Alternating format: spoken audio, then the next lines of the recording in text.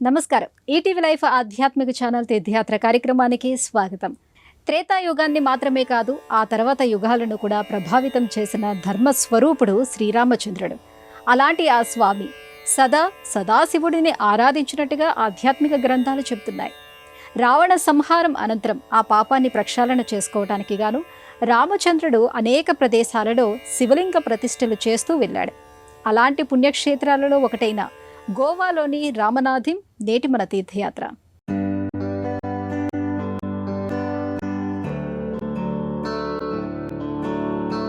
ఈశ్వర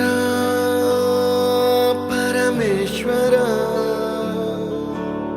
చూడరా ఎటు చూడరా, రెండు కన్నుల మనిషి బ్రతుకును గుండె కన్నుతో చూడరా, ఎదుట పడని వేదనలను నుదుటి కన్నుతో చూడరా. ఈశ్వరా పరమేశ్వరా చూడరా ఇటు చూడరా.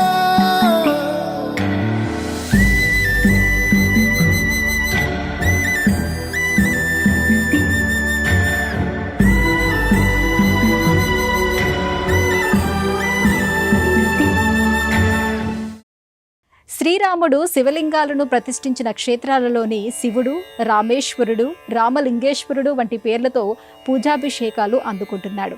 అలా ఇక్కడి శివుడు కూడా శ్రీరాముడి చేతుల మీదుగా ప్రతిష్ఠితమై రామనాథ స్వామిగా ఆరాధించబడుతున్నాడు. త్రేతాయుగంతో ముడిపడిన ఈ క్షేత్రం గోవాలోని రామనాథిములో విలసిల్లుతోంది. భక్తులు ఇక్కడ అడుగు పెట్టడమే అదృష్టంగా భావిస్తూ ఉంటారు. గోవా ఇది పర్యాటక నగరం మాత్రమేనని అనుకుంటారు.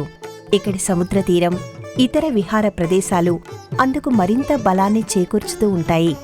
అయితే ఇది పర్యాటక నగరంగా నలుమూలల నుంచి ప్రజలను ఆకర్షించడానికి ముందు నుంచే ఇది ఒక అందమైన ఆధ్యాత్మిక నగరం. పురాణ సంబంధమైన ప్రాచీన కాలం నాటి వందలాది దేవాలయాలతో వైభవంగా వెలుగొందిన ప్రదేశం. మౌర్యులు, శాతవాహనులు, బాదామి చాళుక్యుల పాలనలో తన వైభవాన్ని చాటుతూ వెళ్లిన గోవా పురాణ సంబంధమైన కథనాలకు కూడా వేదికగా కనిపిస్తుంది. గోమంచాల, గోపికాపురి, గోపపట్టణ అనే పూర్వనామాలను కలిగి ఉండడం విశేషం.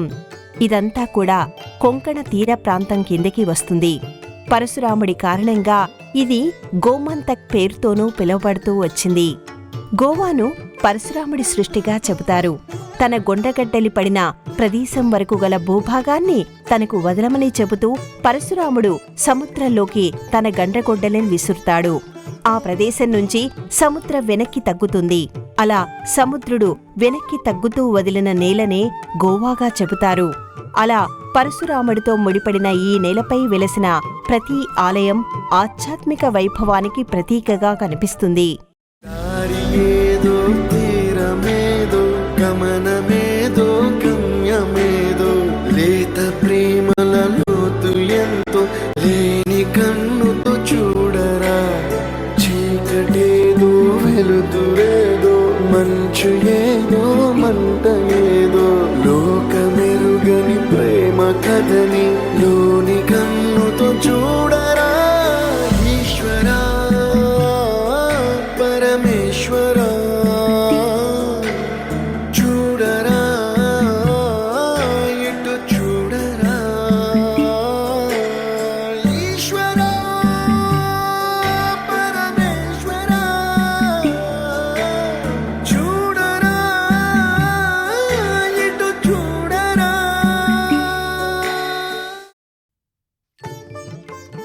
రామనాథుడు అంటే రాముడికి ప్రభువైన శివుడు అనే అర్థాన్ని చెబుతారు.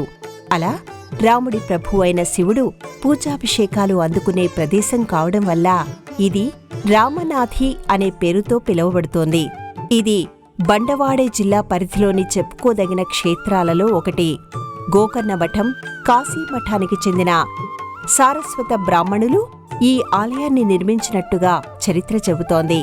పంచాయతన వ్యవస్థతో కూడిన ఈ ఆలయం అనుభూతిని, అనుగ్రహాన్ని కలిపి అందిస్తోంది. రామనాథస్వామిగా పరమశివుడు కొలువైన గ్రామమే రామనాథి. ఇక్కడ స్వామివారి ఆలయం అనేక మందిరాల సముదాయంగా తోస్తుంది. అందమైన ప్రకృతి మధ్యలో ఈ మందిరాలన్నీ వెలిసాయా? లేదంటే మందిరానికి మధ్య ప్రకృతి అంతా ప్రదక్షిణ చేస్తుందా అనిపిస్తుంది. పచ్చని ప్రకృతి మధ్య పరవశులను చేసే పరమశివుడిని ధామమిది. రామనాథస్వామి ఆవిర్భవించిన ఈ క్షేత్రంలో అడుగుపెట్టడం అనేది ఆ స్వామి అనుగ్రహం వల్లే సాధ్యమవుతుందని స్థానికులు భావిస్తూ ఉంటారు. ఆహ్లాదకరమైన మార్గంలో ప్రయాణం చేస్తూ ఈ క్షేత్రానికి చేరుకున్న భక్తులకు కూడా అదే భావన కలుగుతుంది. ఈ ఆలయానికి సమీపంగా రాగానే ముందుగా పలకరించేది, ఆకర్షించేది ఇక్కడి దీపస్తంభమే. ప్రాచీన కాలంలో ప్రతి ఆలయ ముఖద్వారానికి ఎదురుగా ధ్వజస్తంభానికి సమీపంలో దీపస్తంభం ఏర్పాటు చేసేవారు. ఈ దీపస్తంభానికి ఏకశిలా స్తంభాలను మాత్రమే నిలిపేవారు. అయితే గోవా ప్రాంతంలోని దీపస్తంభాలు నిర్మాణపరంగా చాలా భిన్నమైనవిగా కనిపిస్తాయి. అందుకు నిదర్శనమే ఈ దీపస్తంభం. 5 అంతస్తులుగా నిర్మితమైన ఈ దీపస్తంభం ఆకర్షణకి అర్థం చెబుతున్నట్టుగా ఉంటుంది.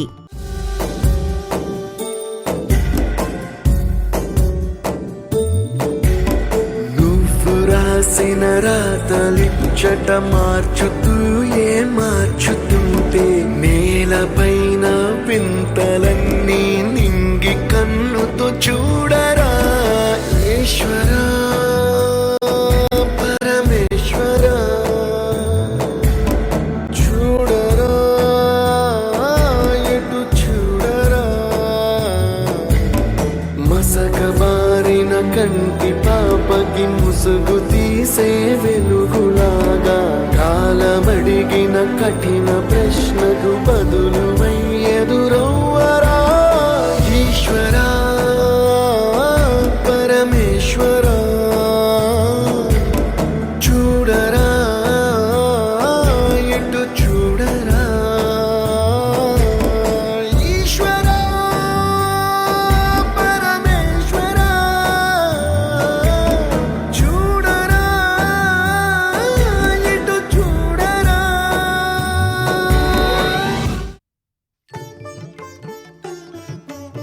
ఏ అంతస్తుకు ఆ అంతస్తు చుట్టూ ద్వారాలతో కూడిన వలయాకారపు దీపస్తంభం ఇది. రాత్రి వేళలో ఈ 5 అంతస్తులు దీపాల వెలుగులను వెదజల్లుతూ ఉండేవి. అప్పట్లో మహారాజులు కోటలోని తమ అంతఃపురం నుంచి చూస్తే కనిపించేలా ఈ దీపస్తంభాలను నిర్మించేవారు. దీపస్తంభానికి నమస్కరించుకోవడం అంటే దైవదర్శనం చేసుకోవడం లాంటిదేనని వారి విశ్వాసం. సాధారణంగా దీపస్తంభాలపై హనుమంతుడు, గరుత్మంతుడు వంటి దేవతామూర్తుల ప్రతిమలను మలుస్తూ ఉంటారు.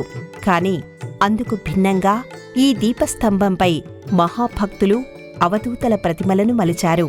ఆ జాబితాలో భక్త తుకారాం, నామదేవుడు, జ్ఞానదేవుడు, రామకృష్ణ పరమహంస, వివేకానందుడు, మీరాబాయి, గోరఖ్నాథుడు కనిపిస్తారు.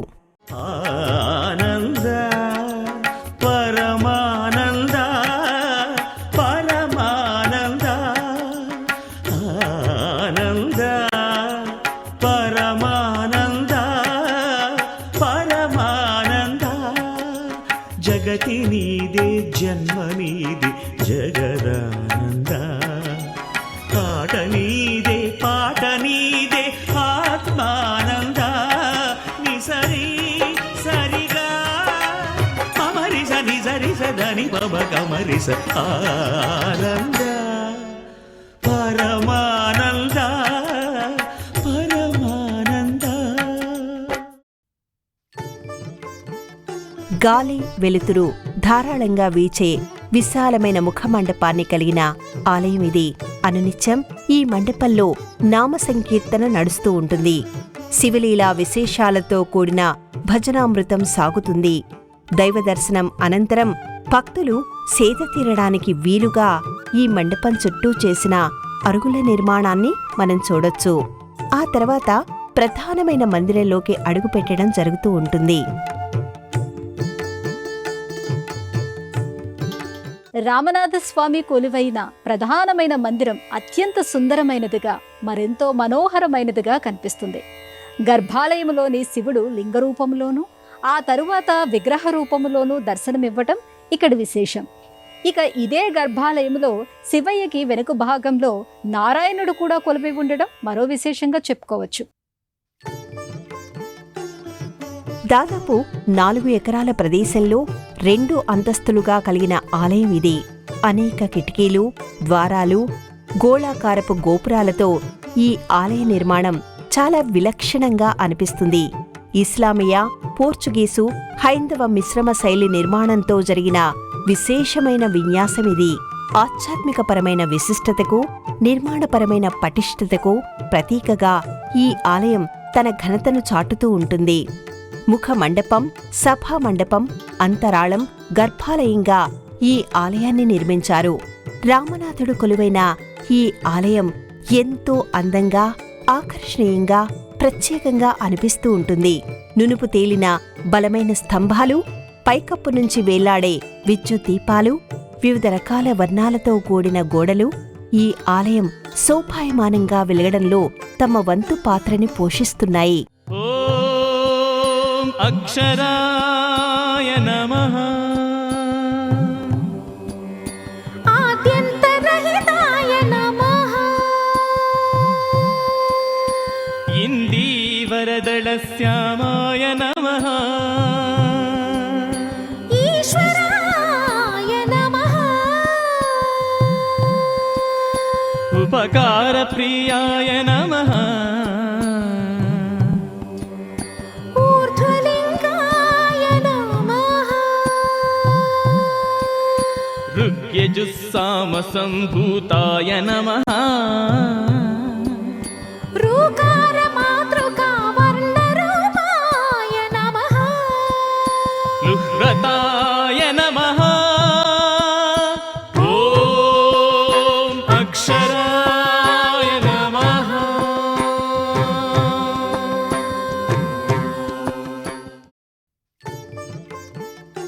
3 వెండి ద్వారాలకి ఆవల ప్రధానమైన దైవం కొలువై ఉంటుంది.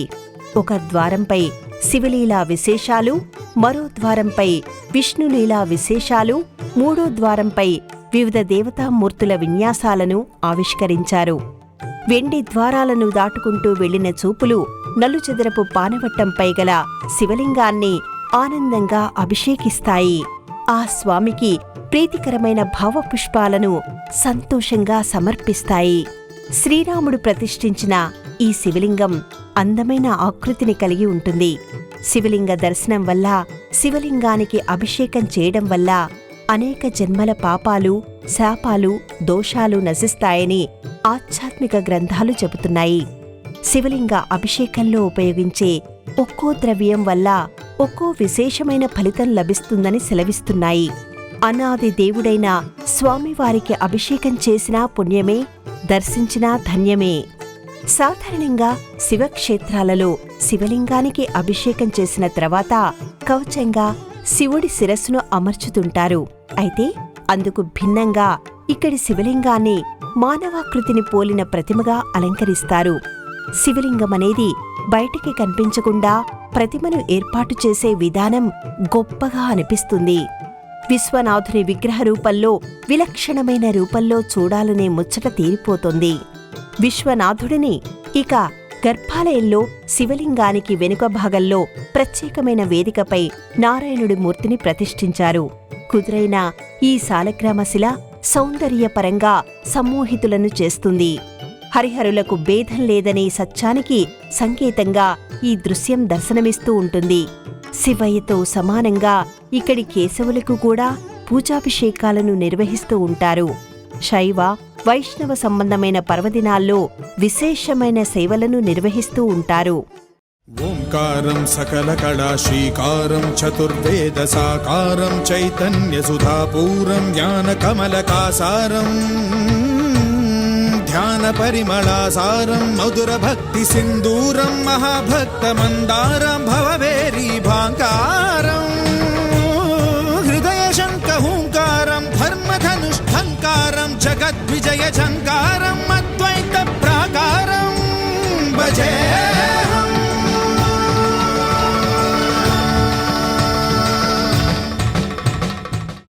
రావణుడిని వధించిన శ్రీరాముడు ఆ పాపానికి పరిహారం చేసుకోవాలని అనుకుంటాడు. 108 శివలింగాలను ప్రతిష్ఠించడం వలన ఆ పాపం నుంచి విముక్తిని పొందవచ్చని మహర్షులు సెలవిస్తారు. దాంతో లంకానగరం నుంచి అయోధ్య నగరానికి సీతా సమేతుడై బయలుదేరిన రామచంద్రుడు ఇక్కడ శివలింగాన్ని ప్రతిష్ఠించాడని స్థల పురాణం చెబుతోంది. శ్రీరాముడు అనేక ప్రదేశాల్లో శివలింగాలను ప్రతిష్ఠిస్తూ వెళ్ళాడు. రావణాసురుడిని సంహరించిన పాపం నుంచి విమోచనాన్ని పొందడం కోసం ఆయన ఇలా శివలింగాలను ప్రతిష్ఠిస్తూ పూజిస్తూ వెళ్ళాడు. ఆ వరుసలో ఆయన ప్రతిష్ఠించిన శివలింగాల్లో ఇది ఒకటిగా కనిపిస్తుంది. రాముడు ప్రతిష్ఠించిన కారణంగానే ఇక్కడి శివయ్యను రామనాథస్వామిగా పిలుచుకుంటూ ఉంటారు. రాముడు ఇక్కడ శివలింగాన్ని ప్రతిష్ఠించి పూజించిన తర్వాత ఆ శివలింగం నుంచి పరమశివుడు ఉద్భవించాడని స్థల పురాణం చెబుతోంది. శ్రీరాముడు సేవించిన ఈ శివలింగాన్ని ఎవరు దర్శించినా సమస్త పాపాల నుంచి వాళ్లకి విముక్తి లభిస్తుందని సదాశివుడు సెలవిచ్చినట్టుగా చెబుతారు. శివుడు ప్రత్యక్షమైన కారణంగానే ఇక్కడి శివలింగాన్ని విగ్రహరూపంగా అలంకరిస్తారని అంటారు. అండాకారాండ పిండ భాస్వద్ బ్రహ్మాండ బాండనాదలయద్ బ్రహ్మాత్మక నవ్య జీవనాధారం వర్ణరహిత వర్గమధిత లలిత లలిత భావలులిత భాగ్య రచిత భోగ్య మహిత వసుదైక కుటీరం కామిదార్థ బంధురం కళ్యాణ కందరం సద్గుణైక మందిరం సకల లోక సుందరం పుణ్యవర్ణ పుష్కరం దురిత కర్మ దుష్కరం శుభకరం సుధాకరం సురుచిరం సుధీపరం భవకరం భవాకరం త్రియక్షరం అక్షరం భజే.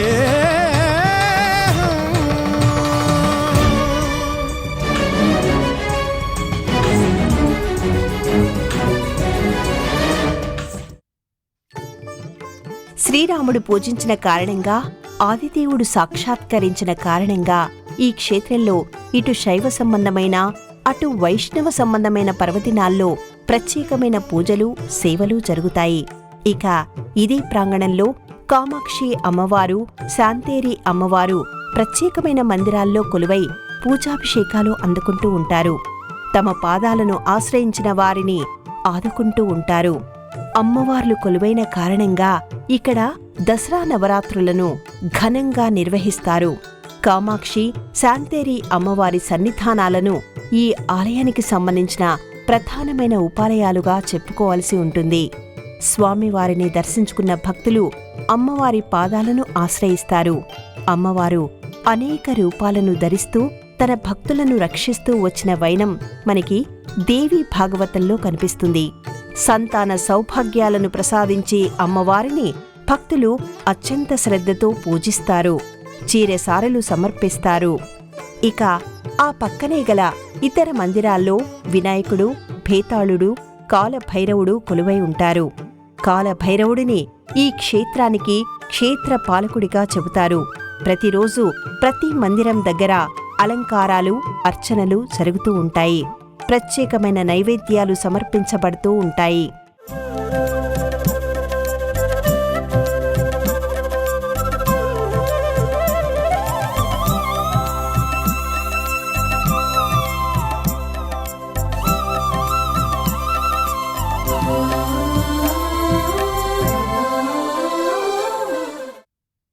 ప్రతిరోజు ఈ ఆలయం తలుపులు ఉదయం 5 గంటల నుంచి మధ్యాహ్నం 12:30 వరకు తెరిచి ఉంచుతారు. తిరిగి సాయంత్రం 5 గంటల నుంచి రాత్రి 8 గంటల వరకు దర్శనానికి అనుమతి ఉంటుంది. దేశంలోని అన్ని ప్రధానమైన నగరాల నుంచి గోవాకి రైలు, వాయు మార్గాలు ఉన్నాయి.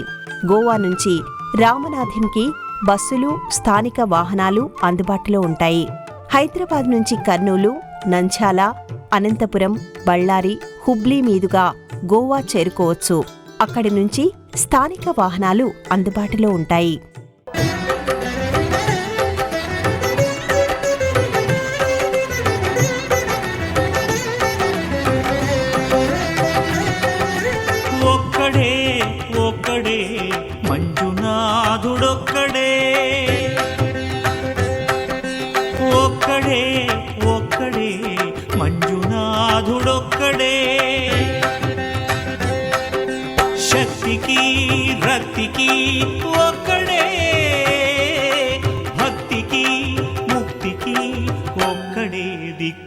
ఒక్కడే ఒక్కడే ఒక్కడే మంజునాథుడొక్కడే.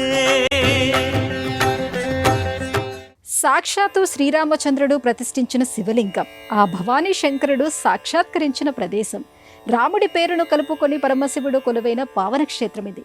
అనేక ఉపాలయాలతో అలరారుతున్న ఈ హరిహర క్షేత్రం ఆధ్యాత్మికపరమైన అనుభూతి సారం. ఇక్కడ అడుగుపెట్టిన వారికి లభించే అరుదైన వరమనే చెప్పాలి. అలాంటి ఈ క్షేత్ర విశేషాలను గురించి తెలుసుకున్నారు కదా. మరో క్షేత్ర దర్శనంతో మళ్ళీ కలుసుకుందాం. అంతవరకు సెలవు, నమస్కారం. ఘనానందాయ నమః యస్సేవితాయ నమః చంద్రశేఖరాయ నమః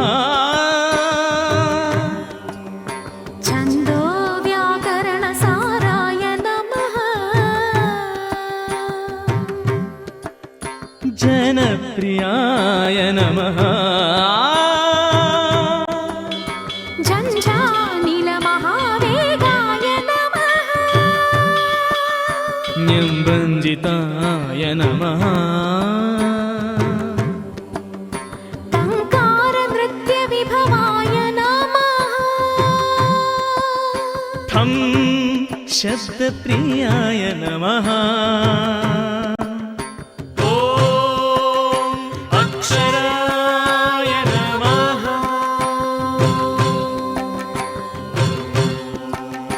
ఈ కార్యక్రమాన్ని తిరిగి చూడాలనుకుంటే www.youtube.com/@ETV Life Spiritual లో చూడవచ్చు.